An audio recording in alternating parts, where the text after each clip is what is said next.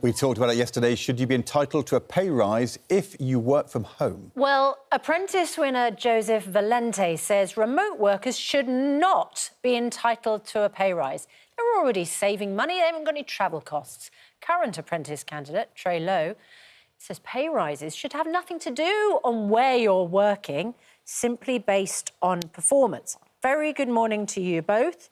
Trey, but you don't have to go anywhere. You're at home. So why get the pay rise? Why not give that to someone who's happy to go into the office? Might even tempt people back into the office. Because for me, pay rises should always be based on your performance. It should be based on whether you're in the office or not.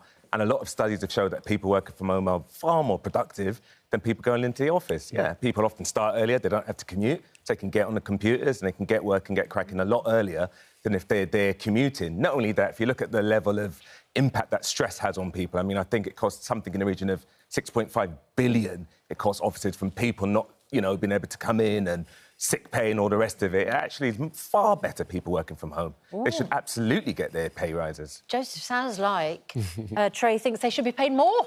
I keep hearing about these surveys of people working from home being more productive, and I think the only people writing those surveys, Trey, are the people actually working from home.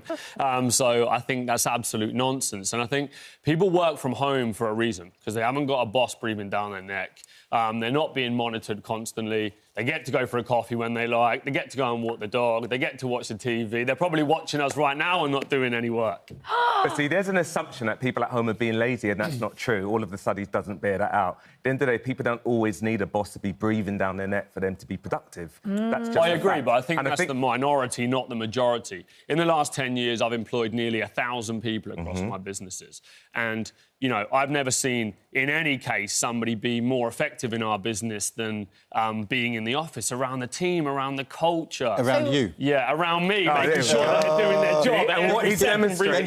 Get a bit of kind of osmosis. What you're demonstrating there is a bit of some of the toxicity sometimes people experience at work. Oh, that's sometimes I'm not saying you, because you're an incredible soul, but sometimes you've got the overbearing boss, and people have this need to suck up to the boss more than anything else, and that's what's running the culture in the office. Do you think he's an overbearing boss? No, I know this guy's been for lots. He's incredible, but there are bosses like that who are like, if you're not in the office, if you're not doing this, Whereas it should be much more about someone's wellness. Like, I get profit is everything. We're both capitalists, I get it, right? But what about also putting people first? But why would you work for a job that you don't enjoy? I mean, people that struggle with mental health by going into the office, you're in the wrong company. I mean, you've got to like the people, you've got to like the work, you've got to like the job. OK. And if it has that much of an impact, you've got to But you're missing out on something very important, though.